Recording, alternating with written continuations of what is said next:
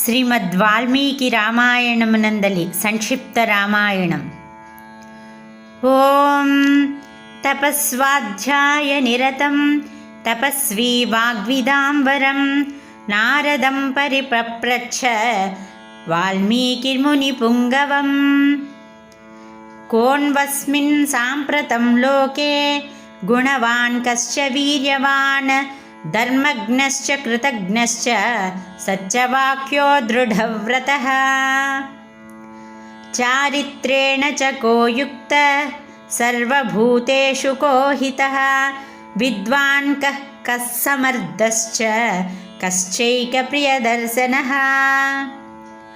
ఆత్మవాన్ కో జితక్రోధో ద్యుతిమాన్ కో న సూయకः కస్య బిభ్యతి దేవాశ్చ జాతరోషస్య సంయుగే. ఏతదిచ్ఛామ్యహం శ్రోతుం పరం కౌతూహలం హి మే మహర్షే త్వం సమర్థోసి జ్ఞాతుమేవం విధం నరం. శ్రుత్వా చైతత్త్రిలోకజ్ఞో వాల్మీకేర్నారదో వచః శ్రూయతామితి చామంత్ర్య ప్రహృష్టో వాక్యమబ్రవీత్. బహవో దుర్లభాశ్చైవ ఏ త్వయా కీర్తితా గుణాః మునే వక్ష్యామ్యహం బుద్ధ్వా తైర్యుక్తః శ్రూయతాం నరః.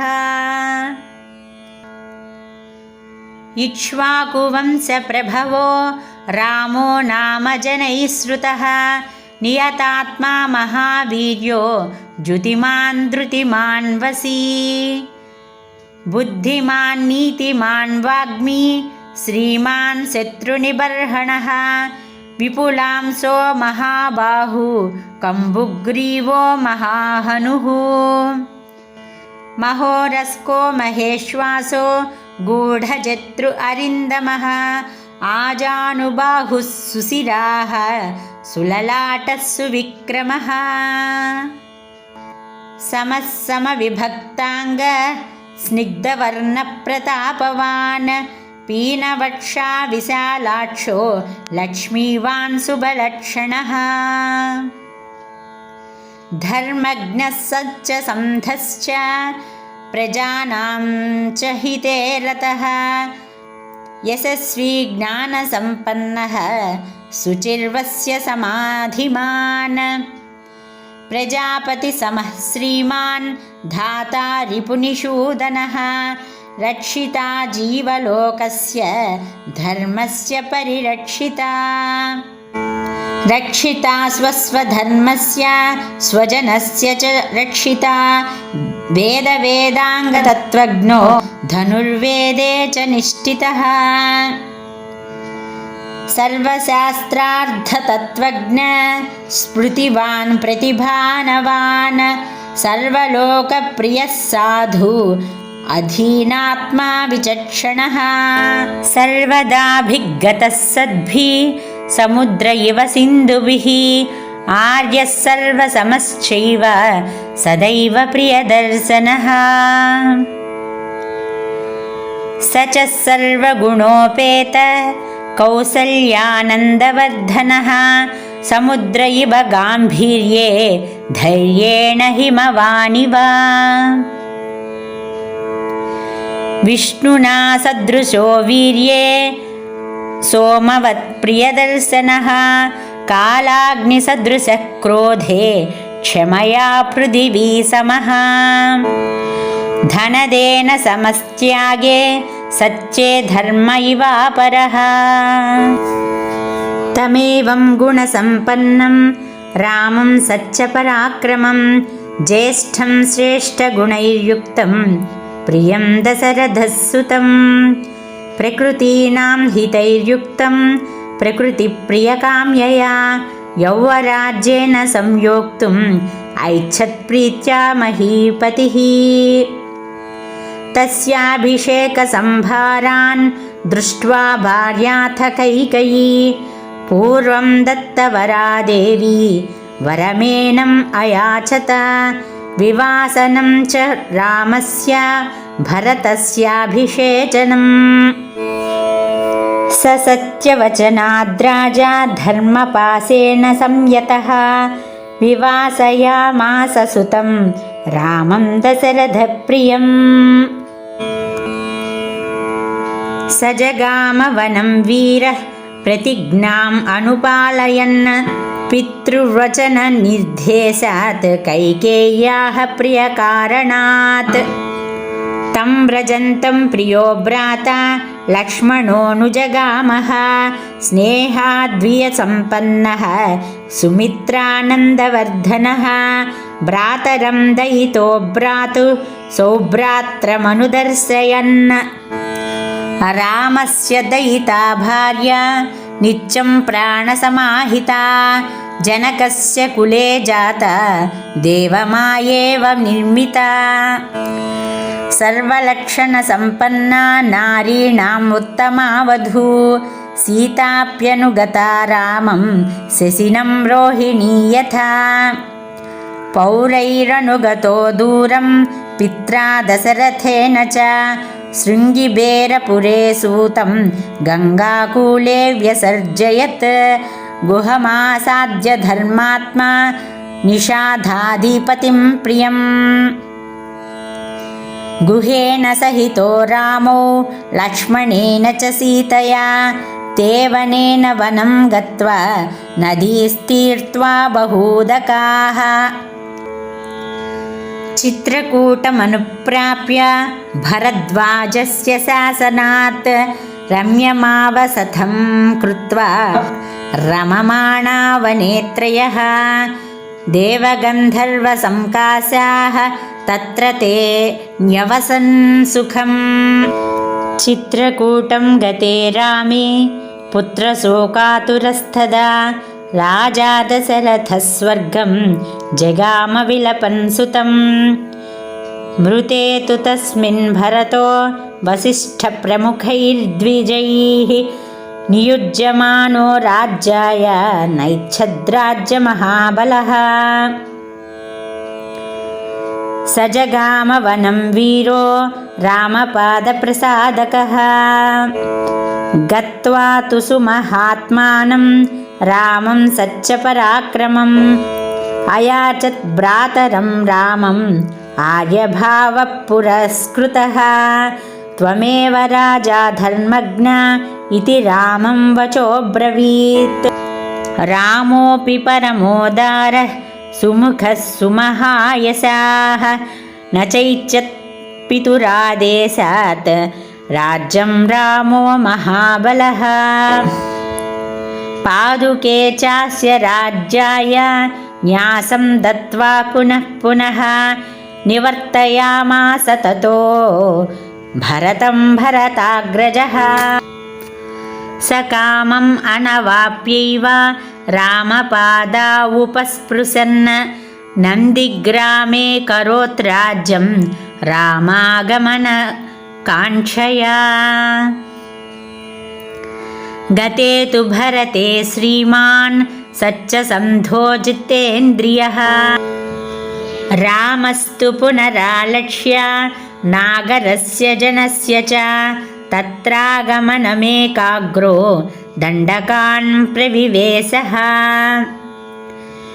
प्रविश्यतु महारण्यं रामो राजीवलोचनः विराधं राक्षसं हत्वा शरभङ्गं ददर्शः। सुतीक्ष्णं चाप्यगस्त्वं च अगस्य भ्रातरं तथा। अगस्य वचना चैव जग्राहैन्द्रं सरासनं खड्गं च परमप्रीत तूणीचाक्षयसायकौ। वसतस्तस्य रामस्य वने वनचरैः सह ऋषयोऽभ्यागमन् सर्वे भदायासुररक्षसाम्। स तेषां प्रतिशुश्राव राक्षसानां तथा वने। प्रतिज्ञातश्च रामेण वधः संयतिरक्षसाम् ऋषीणामग्निकल्पानां दण्डकारण्यवासिनाम्। तेन तत्रैव वसता जनस्थाननिवासिनी विरूपिता शूर्पणखा राक्षसी कामरूपिणी। ततः शूर्पणखावाख्या दुर्युक्तान् सर्वराक्षसान् खरं त्रिशिरसं चैव दूषणं चैव राक्षसं निजघानरणे रामः तेषां चैव पदानुगान्। वने तस्मिन् निवसत जनस्थाननिवासिनां रक्षसां निहतान्यासन् सहस्राणि 14। ततो ज्ञातिवधं श्रुत्वा रावणं क्रोधमूर्छितः सहायं वरयामास मारीचं नाम राक्षसम्। वार्यमाणः सुबाहुसो मारीचेन स रावणः न विरोधो बलवता क्षमो रावणतेन ते। अनादृत्य तु तद्वाक्यं रावणः कालचोदितः जगामसः मारीचः तस्याश्रमपदं तदा। तेन मायाविना दूरम् अपवाह्य नृपात्मजौ जहार भार्यां रामस्य गृध्रं हत्वा जटायुषम्। गृध्रं च निहतं दृष्ट्वा हृतां श्रुत्वा च मैथिलीं राघवः शोकसन्तप्तो विललापाकुलेन्द्रियः। ततस्तेनैव शोकेन गृध्रं दग्ध्वा जटायुषम्। मार्गमाणो वने सीतां राक्षसं संददर्शः कबन्धं नामरूपेण विकृतं घोरदर्शनं तं निहत्य महाबाहु ददाह स्वर्गतश्च सः। स चास्य कथयामास शबरीं धर्मचारिणीं श्रमणीं धर्मनिपुणाम् अभिगच्छेति राघव। सोऽभ्यगच्छन् महातेजाः शबरीं शत्रुसूदनः शबर्या पूजितः सम्यग् रामो दशरथात्मजः। पम्पातीरे हनुमता सङ्गतो वानरेणः हनुमद्वचनात् चैव सुग्रीवेण समागतः। ग्रीवाय च तत्सर्वं शंसद्रामो महाबलः आदितस्थद् यथावृत्तं सीतायाश्च विशेषतः। सुग्रीवश्चापि तत्सर्वं श्रुत्वा रामस्य वानरः चकार सख्यं रामेण प्रेतश्चैवाग्निसाक्षिकम्। ततो वानरराजेन वैरानुकथनं प्रति रामायावेदितं सर्वं प्रणया दुःखितेन च। प्रतिज्ञातं च रामेण तथा वालिवधं प्रति वालिनश्च बलं तत्र कथयामास वानरः। सुग्रीवस्यङ्कितश्चासि नित्यं वीर्येण राघवे राघवप्रत्ययार्थं तु दुन्दुभे कायमुत्तमं दर्शयामास सुग्रीवो महापर्वतसन्निभम्। उत्स्मयित्वा महाबाहु प्रेक्ष्य चास्ति महाबलः पादाङ्गुष्ठेन चिक्षेप सम्पूर्णं 10 योजनं।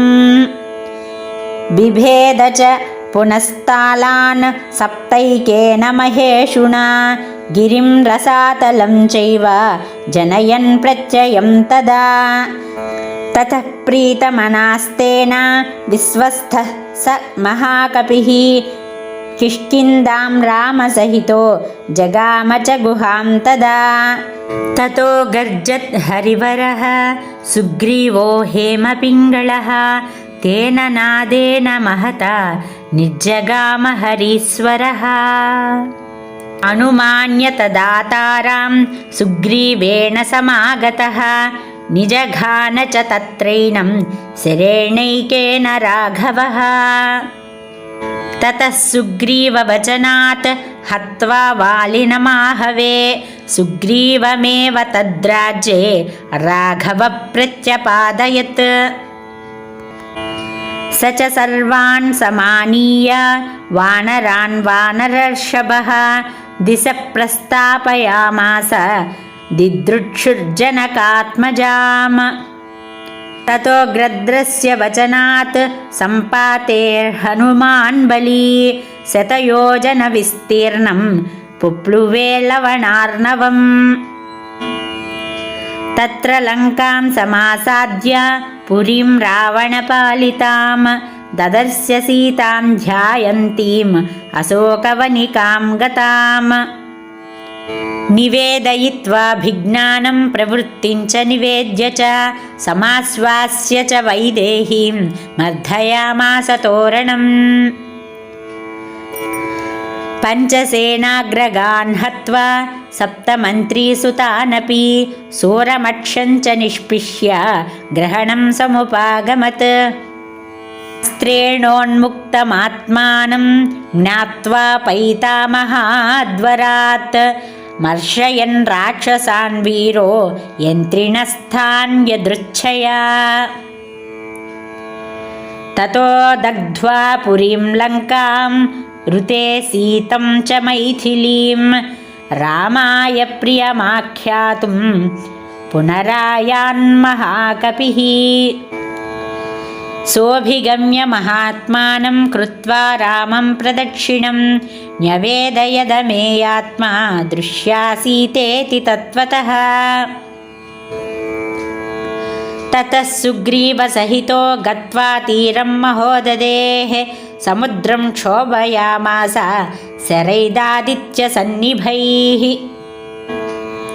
दर्शयामास चात्मानं समुद्रस्सरितां पतिः समुद्रवचना चैव नलं सेतुमकरायत्।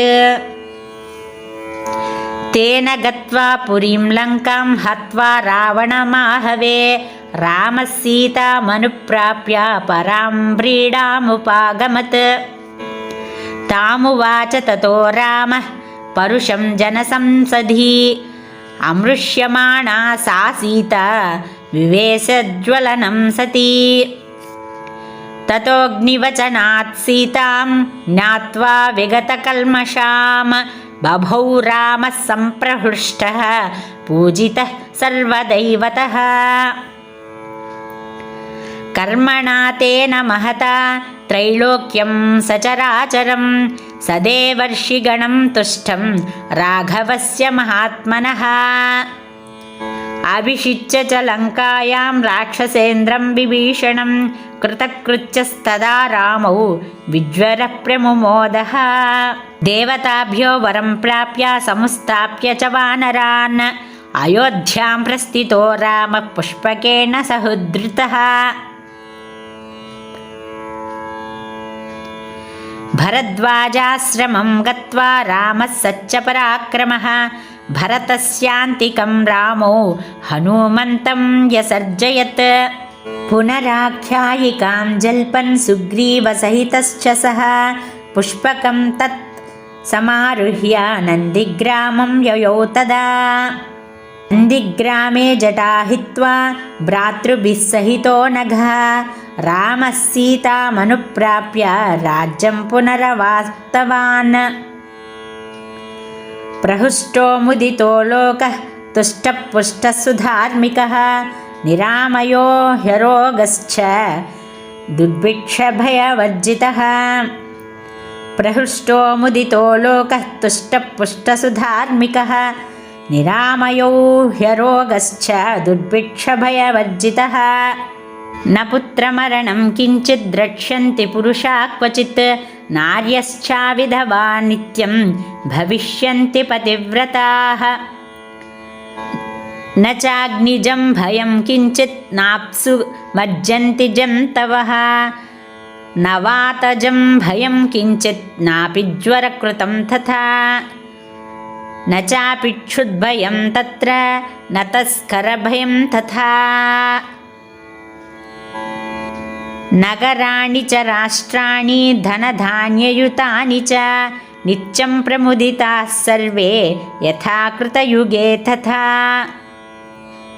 अश्वमेधशतैरिष्ट्वा तथा बहुसुवर्णकैः गवां कोट्ययुतं दत्त्वा विद्वद्भ्यो विधिपूर्वकम् असङ्ख्येयं धनं दत्त्वा ब्राह्मणेभ्यो महायशाः राजवंशान् शतगुणान् स्थापयिष्यति राघवः चातुर्वर्णं च लोकेऽस्मिन् स्वे स्वे धर्मे नियोक्ष्यति दशवर्षसहस्राणि दशवर्षशतानि च रामौ राज्यमुपासित्वा ब्रह्मलोकं प्रयास्यति इदं पवित्रं पापघ्नं पुण्यं वेदैश्च संहितं यः पठेद् रामचरितं सर्वपापैः प्रमुच्यते एतदाख्यानमायुष्यं पठन् रामायणं नरः सपुत्रपौत्रः सगणः प्रेत्य स्वर्गे महीयते पठन् द्विजो वाग्दृशभत्वमीयात् स्यात् क्षत्रियो भूमिपतित्वमीयात् वणिक्जनः पुण्यफलत्वमीयात् जनश्च शूद्रोऽपि महत्वमीयात् इत्यार्षे श्रीमद् रामायणे वाल्मीकीये आदिकाव्ये बालकाण्डे प्रथमः सर्गः संक्षिप्तरामायणं सम्पूर्णम्। जय श्रीराम, जय सीताराम, जय वीर हनुमान की जय।